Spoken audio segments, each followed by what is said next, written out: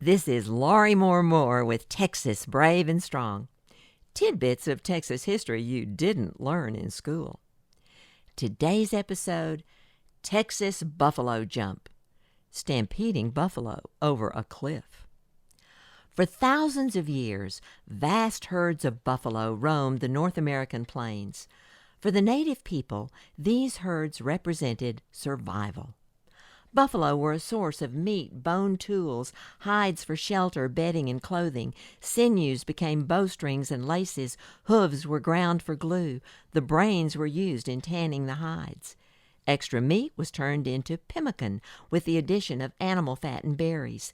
In short, virtually every part of the animal was used. Prior to the introduction of horses in 1519 and their gradual spread into the Central Plains, bison were hunted on foot. Perhaps the most effective way of killing a large number of these massive animals all at once involved stampeding the buffalo off a cliff, where they would leap into the abyss and fall to their death. The cliff kill site was called a buffalo jump.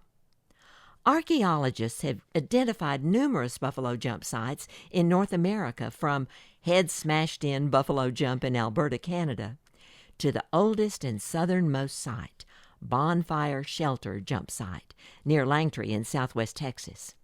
Here, archaeologists discovered the bones of hundreds of buffalo that fell from a cliff onto a massive pile of rocks.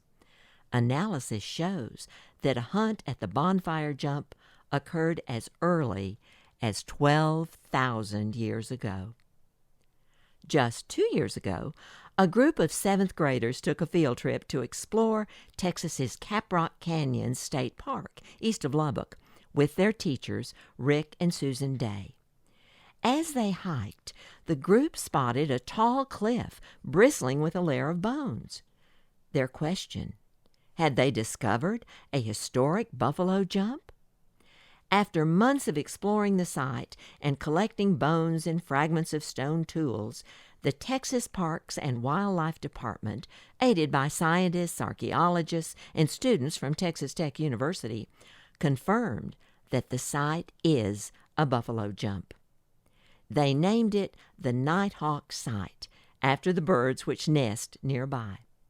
Carbon dating reveals this kill site was used in the years 319 and 1379 A.D. The newly discovered buffalo jump is testimony to the history of the early indigenous people who populated the Texas plains. How might these natives of the plains have used the Nighthawk buffalo jump? The buffalo jump hunting technique was both dangerous and productive. It required the cooperation of multiple people, as well as careful planning and courage. Archaeological evidence indicates that most jumps occurred in the fall of the year, since the bones of mature cows and yearling calves are most often found at the sites. Once an appropriate cliff was selected, one technique to attract the buffalo to the site was to set a prairie fire to burn the existing grasses on the clifftop. Soon after the fire, sun and rain would create a new carpet of lush vegetation, attracting, one hoped, the buffalo herd. Rock stacks, or cairns, were piled in a V shape with the point at the front edge of the cliff.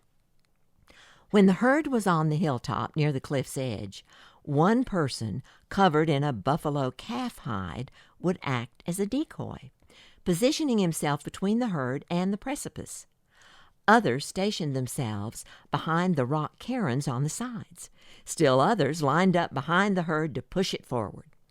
The decoy in the calf hide would begin to bleat and move toward the cliff edge. Those in the rear would startle the herd into movement, while those behind the side cairns would stand and wave hides in an attempt to keep the stampeding mass moving within the V.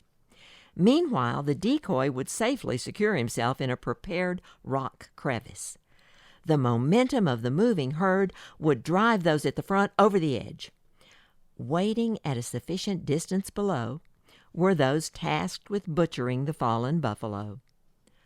Although European settlers had not yet arrived on the plains to witness these hunts, the Lewis and Clark expedition encountered a buffalo jump in 1805.